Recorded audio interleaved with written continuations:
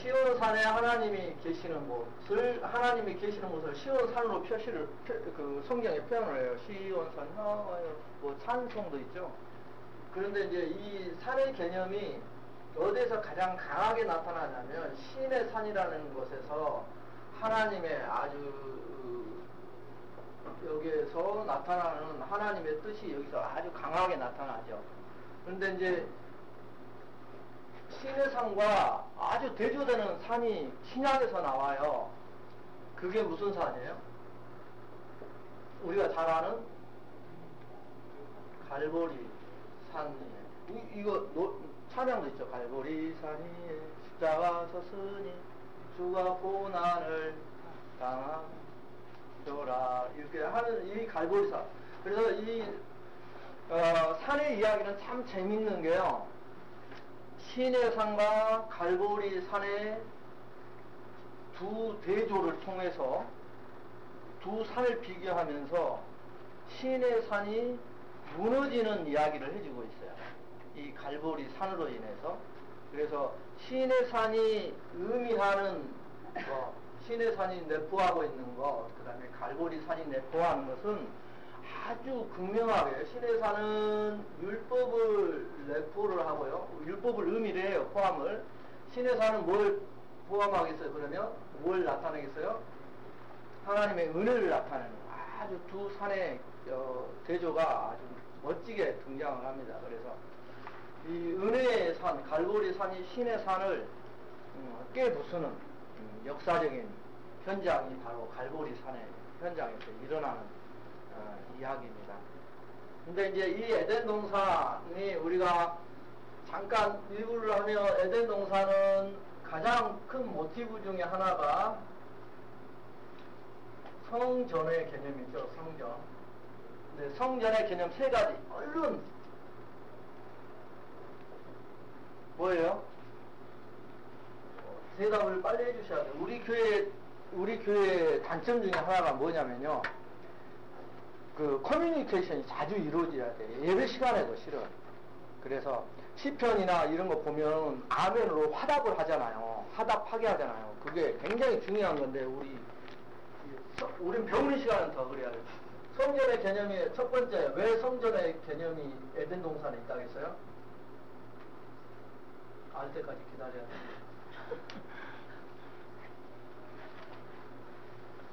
성전의 개념. 얼른 지난주에 그거 적어놓은 거 얼른 보셔도 되는데. 동쪽은 뭐 하나님의 명령. 그렇죠. 하나는 동쪽 길을 성전에서는 문이죠. 동쪽 길을 생명과를 따먹은 생명나무의 길을 지킨 것이 동쪽 문이잖아요. 그래서 동쪽 길을 막아놨어요. 그래서 에덴 동산의 가장 중요한 길을 동쪽 문이라고 해요. 근데 성전으로 들어가는 문이 어디로 나 있어요? 동문만 있어요. 성전으로 들어가는. 그래서 그 성전과 에덴 동산이 같은 동쪽의 개념을 갖고 있어요. 그래서 에덴 동산은 성전의 모습이라고 이야기를 하는 거예요. 두 번째는요. 하나님. 하나님의 명령이요?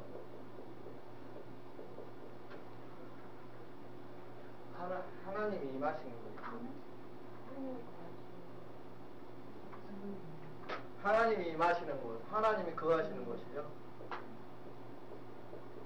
그래서 에덴 동산에 하나님이 거하셨잖아요. 그래서 성전의 개념도 누가 거하시니까요? 하나님이 거하시니까. 그래서 하나님이 떠난 성전은 성전이 돼요, 안 돼요? 성전에서는 의미가 없어요. 그래서 하나님이 떠난 성전이 어떻게 돼요? 파괴가 되는 거예요. 구약 성경에 하나님의 성령이 떠나는 장면이 있잖아요. 에스겔에서 나오잖아요. 하나님의 성령이 떠나시니까 그 성전은 성전의 의미가 없는 거예요. 성전이 아닌 거예요. 이제는 건물이에요. 빈 건물. 그러니까 부숴버리는 거예요. 그래서 구약 성경이 성전을 짓다가 부서지고 다시 재건하는 것으로 구약 성경이 마무리가 돼요. 하나님의 그 하심. 또 하나 있어요. 하나님의 명령을. 예, 그게 이제 하나님의 명령보다는, 명령도 그러지만 말씀으로 하면은 아주 쉬울 것 같습니다. 하나님의 말씀이 있었던 곳이죠. 명령. 말씀이라는 것은 에덴 동산에서는 명령의 형태로 있었지만 하나님의 말씀이 임하시는 것이죠. 그래서 이 하나님의 말씀, 명령 형태의 말씀이 에덴 동산에도 있었잖아요. 태초에. 그래서 너희는 선악을 알게 하는 나무의 열매를 먹지 말라. 이 명령이 있었죠. 성전에도 명령이 있었죠. 어떤 명령이에요? 성전에는 십계명이 명령이잖아요. 하나님이 직접 기록한 그 명령이 그 십계명이 지성소 법궤 안에 들어가 있었죠. 이것처럼. 그래서 이 세 가지 특징을 갖고 있기 때문에 에덴 동산을 성전이라고 하는 겁니다. 까먹으시면 안 돼요. 왜 그러냐면 나중에 에덴 동산 누가 이렇게 물어보면 야 이런 것 때문에 그렇습니다 라고 이야기를 해주면 좋아요. 그럼 그게 그 법궤 안에 있는 네. 세 가지 네. 하고도 같은 일맥상통하는 부분인가요? 그러면? 어떤 게요? 그러니까 길이요 진리요 생명이라는 부분과 네. 법궤 안에 있는 부분의 그 말씀을 가지고 있는 것처럼 그 성전에 이제 지금 제가 원래는 그걸 이야기를 해놓고 다른 걸 많이 하고 있거든요. 그게 이제 그 안에 있는 세 가지 법궤 속에 들어가 있는 이 세 가지 성전에 들어가 있는 이 법궤 속에 들어가 있는 세 가지 만나, 그 다음에 항아리, 아니 만나를 담으면 항아리죠. 이게 만나 항아리, 그 다음에 지팡이, 아론의 쌍난 지팡이, 또 하나는 십계명, 이 세 가지가 있었죠.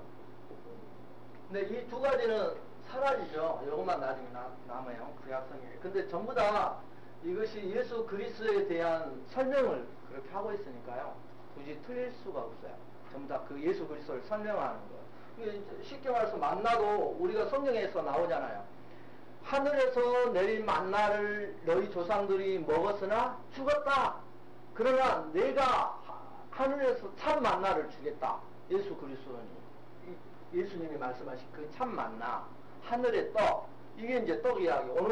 오늘 이야기가 이제 이걸 그것까지 연결을 하고 있죠. 우리가 성경에서 이 만나 이야기가 나왔으니까 만나하고 연관되는 것이 먹는 문제잖아요. 무엇을 먹느냐에 따라서 성경에서는 삶과 죽음이 나눠지는 거예요. 삶과 죽음이 나눠지잖아요.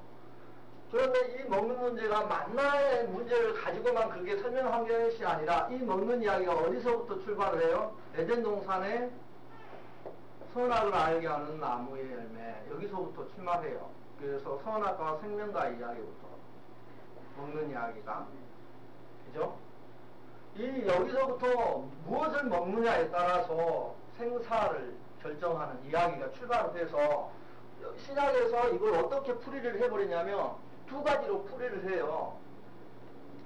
오늘 이야기한 성례에 대해서 하나는 뭐예요? 성찬. 성례에 다 들어가니까요. 오늘 하나는 내 피를 마셔라. 하나는 내 몸을 먹어라. 피와 몸의 이야기를 해요. 그러면 이 두 가지 이야기가 먹는 것의 만나의 이야기를 통해서 무엇을 먹느냐, 이것을 먹으라고 그래요. 예수님께서. 이것이 결국은 뭘 말해요? 예수 그리스도. 다른 말로는 말씀이라고 그래요. 이것을 먹고 마시라고 하는 거예요. 그래서 먹는 문제는 성경에서 이야기할 때 이 먹는 문제를 어떻게 풀이를 해요? 먹는 것을 그냥 우리가 그 육신의 삶을 유지하기 위해서, 또 건강한 삶을 얻기 위해서, 또 에너지를 얻기 위해서 먹는 문제를 뭘로 풀이를 하냐면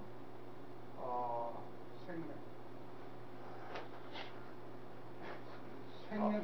생명과 연관된 것은. 예. 생명과 연관된 건데 갑자기 뭔 이야기 해주려다가 갑자기 제가 생각나네요. 뭐 하다가 하여간에 먹는 것의 문제를 그냥 육신에 우리가 먹는 이야기를 하는 것이 아니라 우리가 그때 진리를 받아들임 이 뜻이 있다고 했잖아요. 진리를 받아들임. 그래서 진리를 받아들이는 것의 이야기를 이렇게 풀어간다고요. 그래서 결국은 이것이 진리잖아요. 그래서 이 진리를 받아들이는 것이 피와 몸을 먹고 마시는 것이다. 이렇게 이야기를 하고 있는 거예요. 그래서 먹는 것은 그렇게 이제 풀어나가고 있습니다. 오늘은 전번에 이제 하나님의 형상에 대해서 우리가 배웠죠. 하나님의 형상의 두 가지, 하나는 모양의 의미가 있고 하나는 실체의 의미가 있다. 다른 말로는 본체라는 말도 써요. 이 두 가지 의미 중에 이 형상과 모양의 이야기가 결국 어떻게 흘러가요? 결국 말씀을 통해서 쭉 흘러가서 하나님의 형상으로 우리를 만들었다는 의미는 성경에서 찾아보니까 모양의 의미로 만들었다는 의미예요. 그래서 이 모양은 실체를 담기 위한 것으로. 그래서 그 하나님의 모양을 실체를 담기 위한 것 중에 이 표현을 나중에는 신약 성경에서 집이요, 우리를 그릇이요, 밭이요, 이 세 가지로 표현을 하죠. 그래서 이 집 속에 누가 사느냐에 따라서 이 집이 결정이 된다고 했잖아요. 누가 사는가, 왕이 사면 이렇게 왕궁이 되는 거예요. 도둑들이 살면 여기 도둑 소굴이 되는 거예요. 또 똑같아요.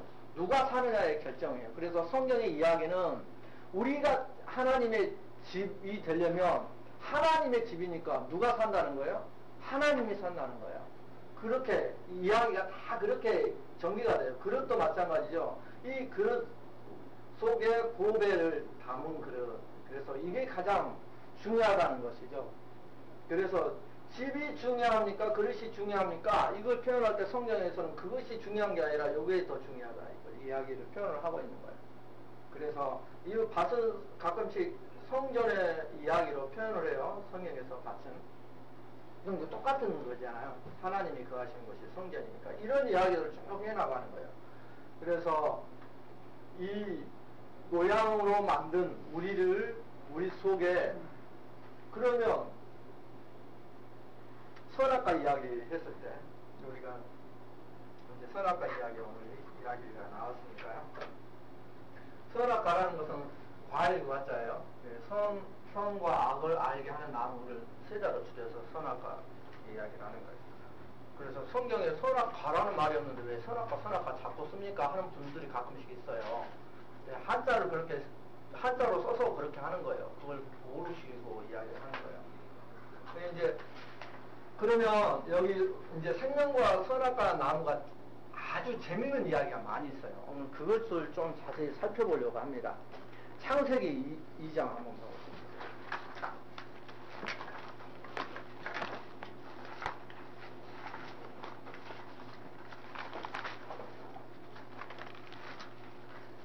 창세기 2장보다는 3장 보십시오. 3장 보십시오. 선악과 이야기가 너무 재밌는데요.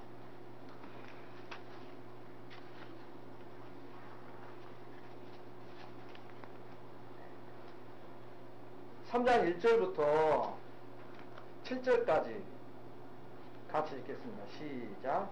그런데 뱀은 여호와 하나님이 지으신 들짐승 가운데 가장 간교하니라.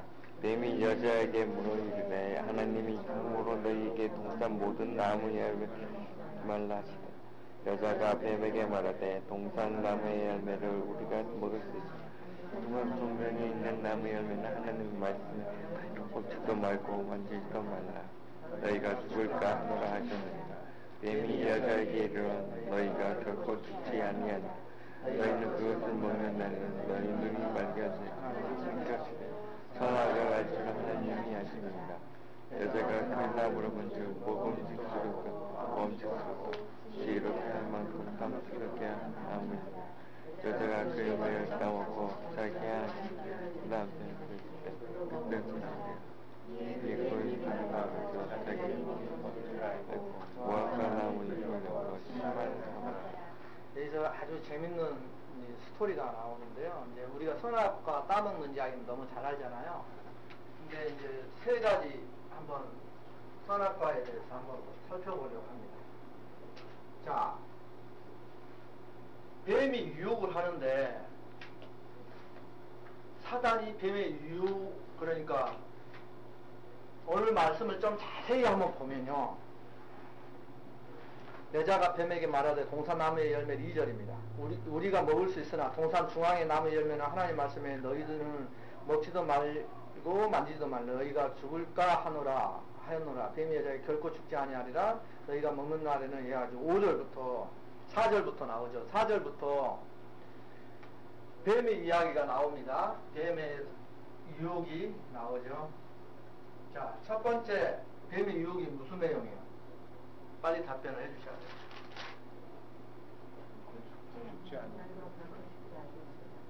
죽지 않으리다.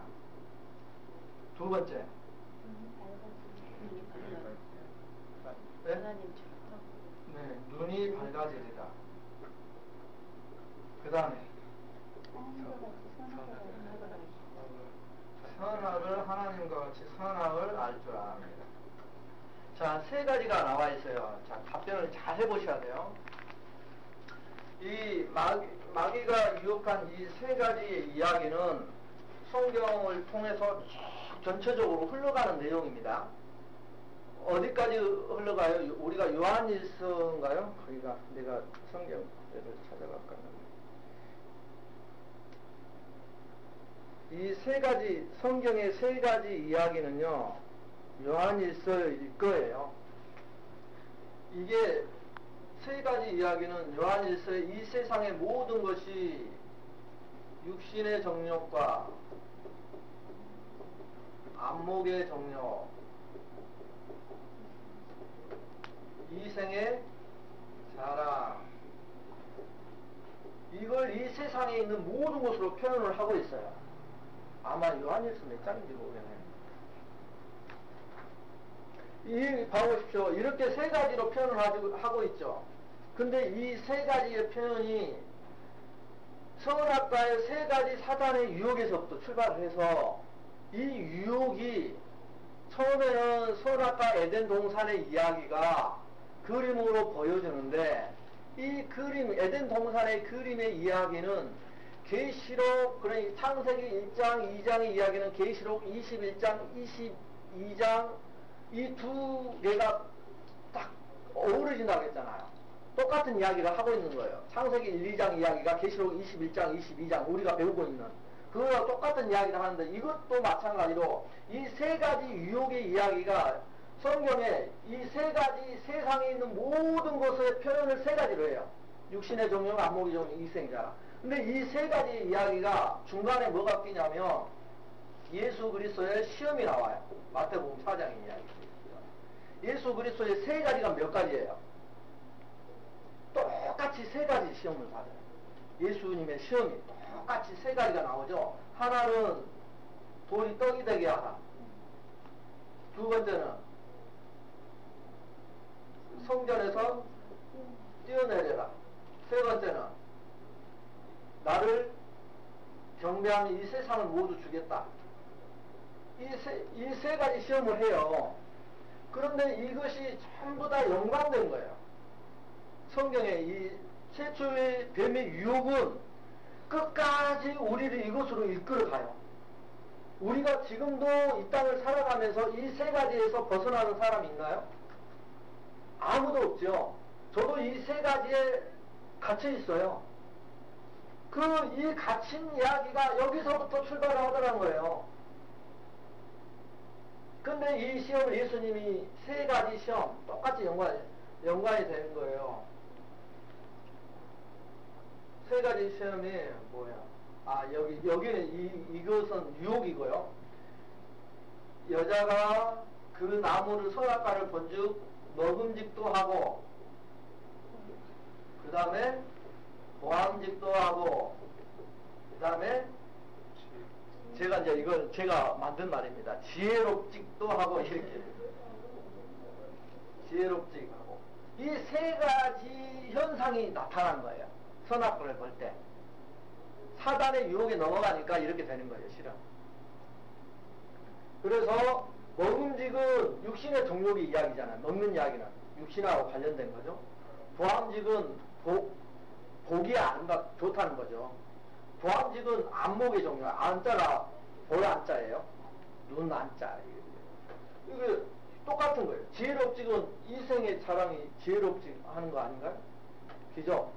그러니까 이 세 가지가 전부 다 이렇게 연관이 되는데 예수님의 시험하고 똑같아요. 떡이 먹는 이야기잖아. 그죠? 근데 육신의 종류하고 연관이 되는 거예요. 먹는 이야기. 성령에서 뛰어내려라.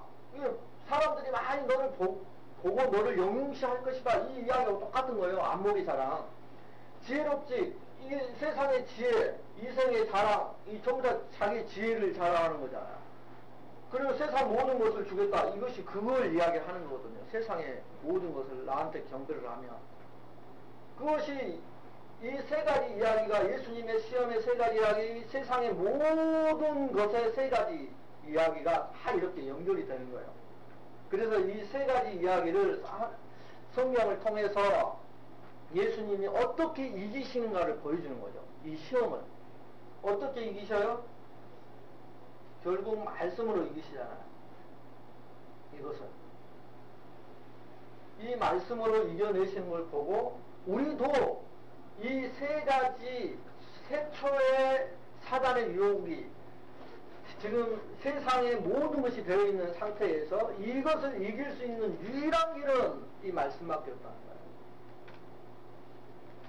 이 말씀에 대한 이야기를 그래서 예수님께서 하시는 거예요.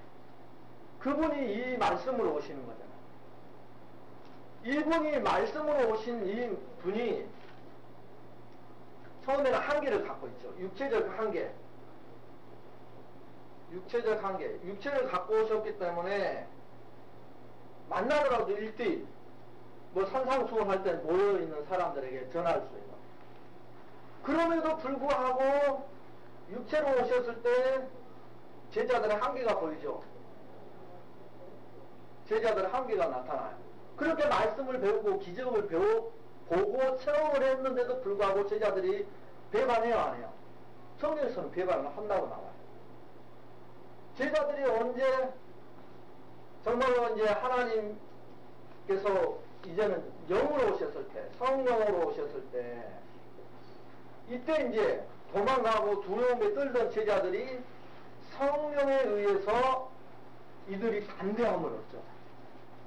확신을 얻고 담대함을 얻고. 그래서 우리 예수님께서 말씀하시는 내가 아버지께로 가야 너희에게 유익이 있다. 요한복음에서 이야기하는 그 유익이 바로 성령을 보내시기 위함이다. 그래서 이제 성령께서 오셔서 뭘 증거를 해요? 말씀을 증거를 한다고 이야기를 하죠. 그래서 성령께서 이 말씀을 내 안에 이제 영이시니까 내 안에 들어와서 이게 영의 이야기는 우리 전번에 배웠죠. 영의 세 가지가 있죠. 성경에 나오는 영의 세 가지. 첫째는 누구와 영이에요? 하나님이요. 두 번째는 천사. 세 번째는 사람.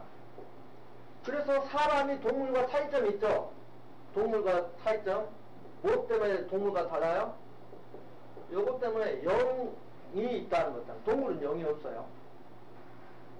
혼은 있을 수 있다고 이야기하는 사람도 있어요. 하여튼 영은 없어요. 왜 사람을 육도 있는데 육과 영혼으로 사람을 만들었는가? 우선 하나님의 형상과 다 연관되어 있잖아요. 모양과 실체 이야기. 그래서 이 영혼은 하나님의 영이시니까 하나님을 예배를 하려면 우리가 맨날 예배 시간은 성령과 진리로, 성령도 하나님이시잖아요. 성령이 말씀하시는 우리들의 마음속에 들어와서 진리를 밝혀주셔야지만 모든 것이 하나님과 교제가 원활하게 이루어진단 말입니다. 그래서 하나님이 영이신 우리와 하나님께서 교제하기 위해서, 다른 말로는 성경에서 이 말을 뭘로 표현하냐면 교제라는 말도 표현하지만 다른 말로 성경에서 아주 중요한 것이 우리를 아들로 낳으십니다. 아들로 낳으셔요.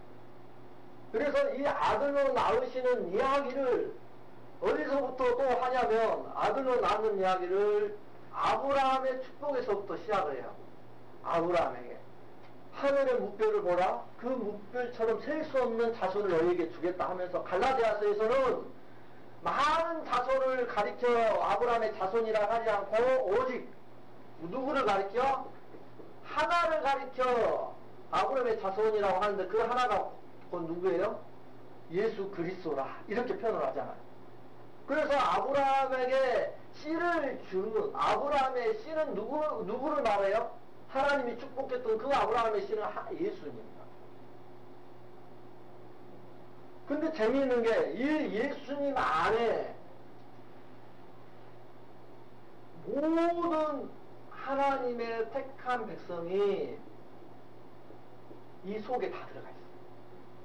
모든 하나님의 백성 그리스도 안에.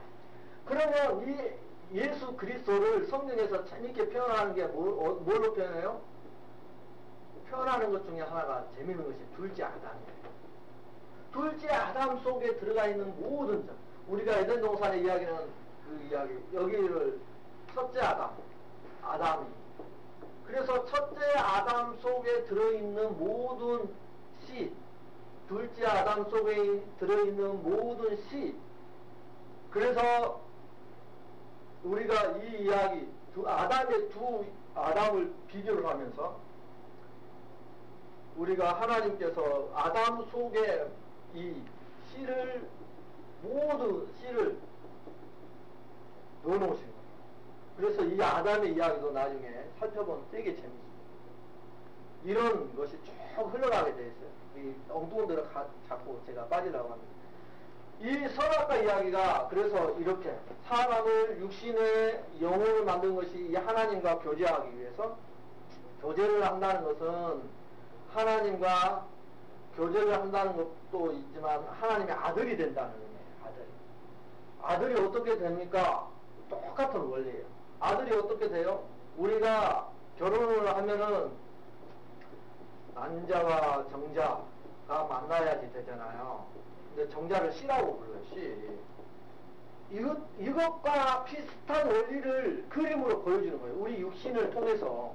성경은 다 그러니까 결국은 로마서에서 이야기하는 모든 만물이 그리스도의 영광을 나타내기 위함이고 모든 사물들을 연구를 하다 보면 결국은 하나님의 지혜를 발견하게 된다고 이야기를 하고 있는 이유가 그것 때문에 그래요. 어떤 것을 하나를 정통하게 되면 통할 수 있는 게 그 원리를 설명하니까 결국은 하나님의 원리를 설명해 주니까 통하게 돼 있는 거예요. 그래서 이 씨의 원리가 마찬가지로 씨가 어떤 씨? 성령을 말하는 거예요. 성령. 그래서 하나님의 씨가 내 안에 들어오면 성령이 내 안에 들어오면 내가 이 성령으로 인해서 뭐가 되는 거예요? 다시 태어나는 거예요. 그래서 이것을 중생, 거듭남 이렇게 하는 거잖아요. 이렇게 흘러가는 거예요. 성경은. 그래서 우리가 하나님 말씀을 볼 때 성경도 마찬가지인 것 같아요. 성경을 창세기가 이렇게 뚫어지면 성경 전체가 뚫어져요. 그래서 어디를 보더라도 이것 때문에 그랬구나 라는 것을 우리가 이해할 수 있고 또 성령께서 그걸 가르쳐 준다니까요. 성령이 진리의 말씀이시니까. 그래서 성령이 깨우쳐 주지 않으면 우리가 아는 글씨로 되어 있지만 이게 깨달아지지 않아요. 성령께서 역사하는 그게 있어야 돼요. 이게 은혜예요. 누구나 다 똑똑한 사람, 많이 배운 사람만 이 말씀을 깨달아지는 것이 아니라 성령이 역사하는 자에게 깨달아지는 것이 성경의 신비예요. 왜요? 당신의 자녀들이니까. 요한복음에서는 그것을 뭐라고 하냐면 내 양은 누구의 음성을 알고 목자의 음성을 안다. 그 원리에 따라서. 근데 성경은 너무 신비롭고 재미있는 거예요. 그래서 여기에서 이 세 가지 이야기가 선악과 사건에서 이렇게 나요. 그러면 이제 요 이야기를 해볼게요. 뱀이 유혹한 세 가지가 있어요. 이 이야기 중에 어떤 것이 참이고 어떤 것이 거짓말이에요. 이건 공부의 효과를 위해서 한번 표시를 한번. 1번 결코 죽지 아니하리라. 이게 참이라고 생각하시는 분 한번 손만 살짝 저를 보시고 잉크를 한번 하셔도. 그러면 거짓이라고 생각하시는 분, 거짓은 많이. 그러면 두 번째, 눈이 밝아졌다. 이게 참이에요, 거짓이었어요?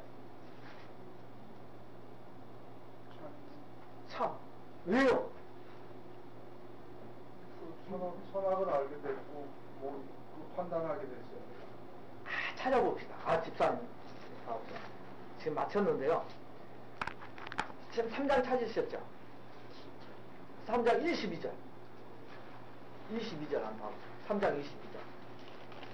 같이 읽어봅시다. 시작. 여호와 하나님이 이르시되 보라 이 사람이 선악을 하는 일에 물중 하나같이 어떻게 됐대요? 선악을? 알았대요 몰랐대요? 아이고 3번을 냈구나.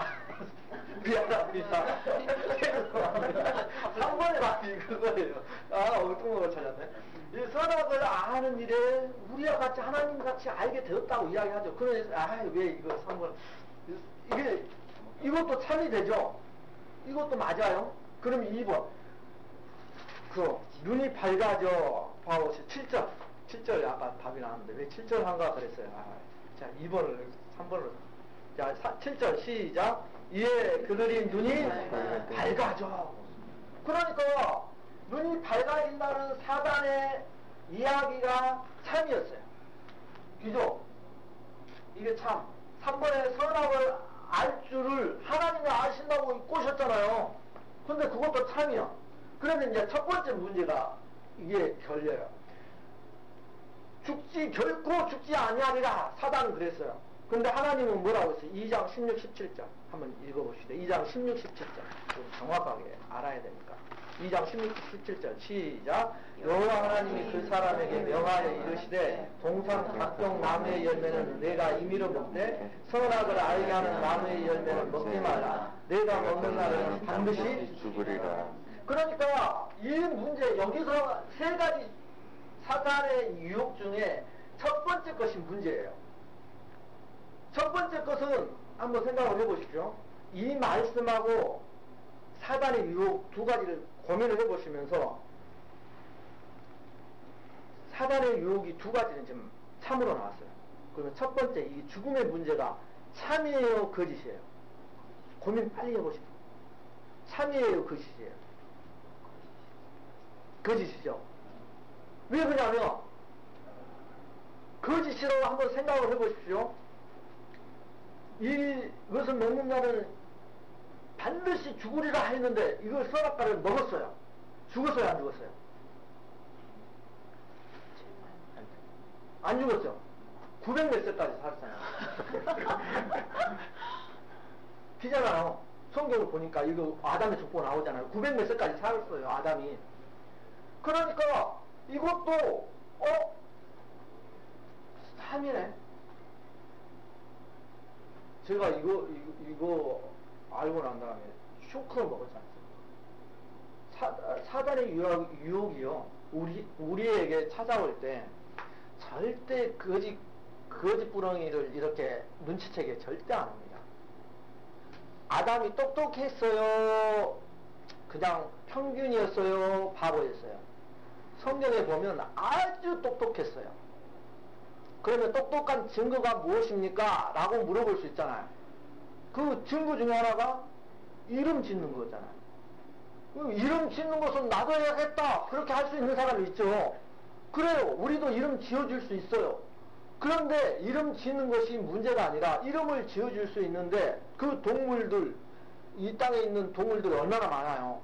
그 동물들을 그날 다 자기 앞을 지나가게 하시는 하나님의 인도하심을 따라 이름을 딱 보고 특징을 보고 이름을 다 너는 사자야, 너는 개야, 너는 호랑이야, 돼지야 다 이름 지어줬는데 똑똑한 아담이 아니었다면 다음에 사자를 보고 야 개야 이렇게 불러버린단 말이에요. 그러니까 이 이름을 붙여줬다는 것은 자기가 이름을 지어줬을 뿐만 아니라 정확하게 그 동물을 볼 때 이름을 불러줄 수 있는 능력이 있었다는 거예요. 이해가 되시죠? 그래서 똑똑한 거예요. 이 똑똑한 아담이 뱀의 유혹에 하나님은 분명히 먹으면 반드시 죽으리라고 했는데 그 유혹에 하와가 넘어가고 아담도 넘어간 거예요. 결국은 똑같은 유혹인 거예요. 넘어가서 따먹었다는 것이 이해가 안 되잖아요. 근데 이 이야기로 들어보면 이해가 되는 거예요. 뱀의 유혹은 결코 거짓말을 가지고 우리가 알아채게끔 접근하지 않습니다. 모든 이단들도 무엇을 가지고 접근을 해요? 하나님의 말씀을 가지고 옵니다. 똑같은 원리예요. 사단의 원리하고 똑같아요. 그리고 여기에서만 조금 틉니다. 자, 죽음을 전번에 제가 두 강의할 때 설명을 했는데 혹시 기억이 나십니까? 죽음이라는 것은 성경에서 뭐가 죽음이라고 했어요? 죽음이란 뭐가 죽음이에요? 영이 죽은 거예요. 말하는 이 영이 죽은 거예요. 영이 죽어.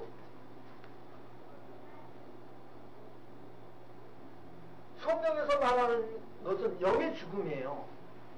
다른 말로 영의 단절. 그럼 단절이라고 했을 때 끊어졌다는 자잖아요.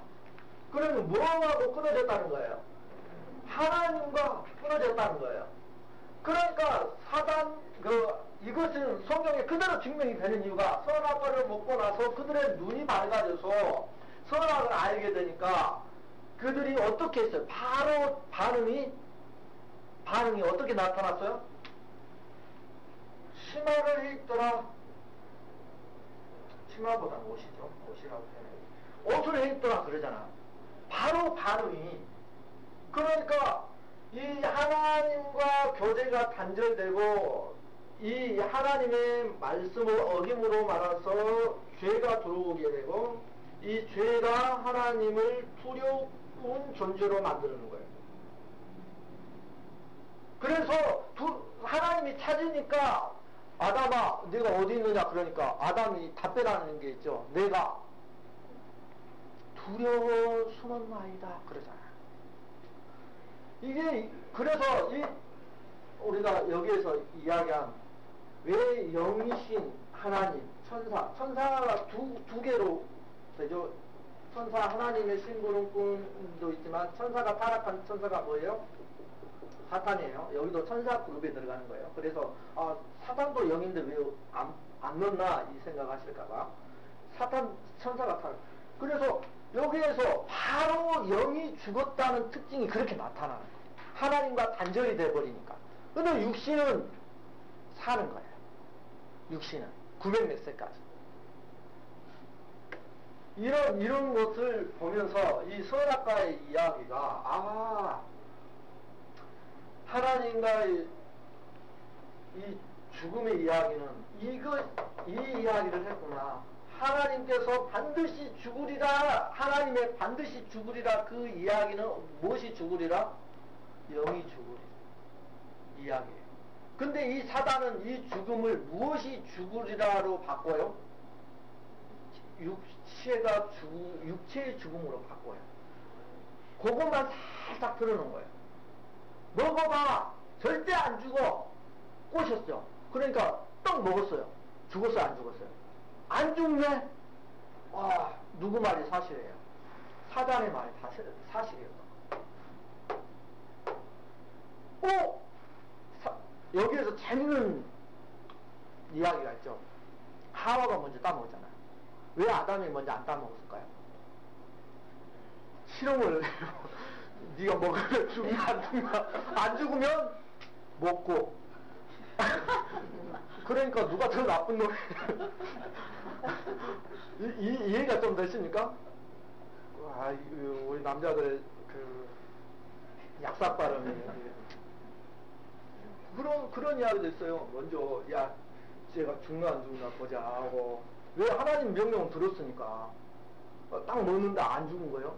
다 삼켰어? 아 이거 안 죽네? 그래 당신은 먹으면 안 죽어. 맛있게 먹은 거예요. 이런 것을 보고 죽음의 문제가 이 이야기였구나, 영의 이야기였구나, 이걸 우리가 성경을 통해서 볼 수가 있습니다.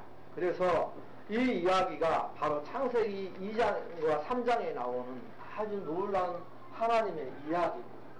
그런데 이제 여기에서 우리가 그 하나님의 형상에 대해서 전번에 배웠잖아요. 이제 질문이 그건 거예요. 왕의 이야기를 지난주에 해줬는데 왜요? 아담이 하나님의 왕으로 부르신 거예요? 다스리라고 했으니까. 다스리는 것은 누가 다스리는 거예요? 왕이 다스리는 거예요?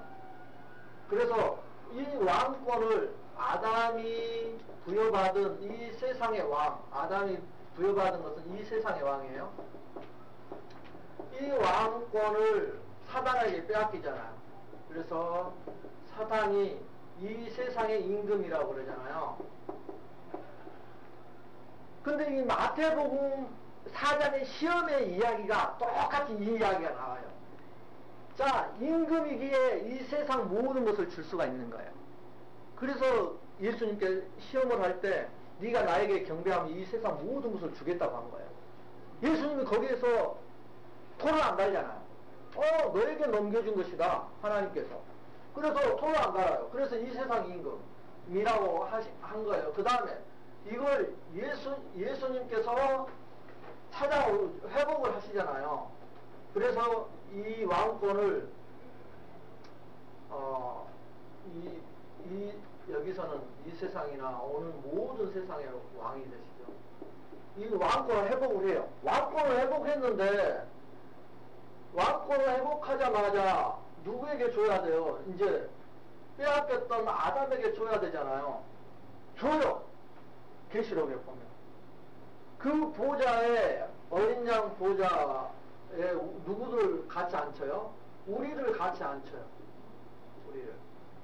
그 모습이 어떻게 되냐고. 어떻게, 그럼 의자를 쫙 해놓고 앉혔다는 게 아니라, 봐보십시오. 여기에 아까 그랬잖아요. 그리스도 안에, 둘째 아담 안에 누가 다 들어가 있어요?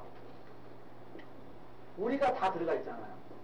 다른 말로 우리가 어떻게 들어가 있는가, 이게 이 들어가 있는 모습을 성경에서는 이렇게 표현한다니까요. 성전의 이야기를 해요. 처음에는 성막에서 출발하죠. 그 다음에 이게 구약이 성전 짓고 무너졌다가 다시 재건하는 것으로 구약이 끝나면서 뭘로, 신약으로 와서 뭘로 바뀌어요? 교회로 바뀐다 했잖아요. 교회 이야기가 성전이 교회로 바뀌는 거예요. 왜 그러냐면 성전이 교회로 바뀌는 이유는 딱 하나예요. 에덴 동산. 혹시 이거 자료 제가 드렸나요? 에덴에서 예루살렘까지. 이번 주에 준다고 했나요? 다음 주에 드릴게요. 못 드렸으니까. 이거, 저는 드린 줄 알고. 자, 여기를 보면은 교회로 바뀌잖아요. 그러면 성경에서 교회, 성전은 어디에가 있어요? 지역이 제한이 되어 있어요.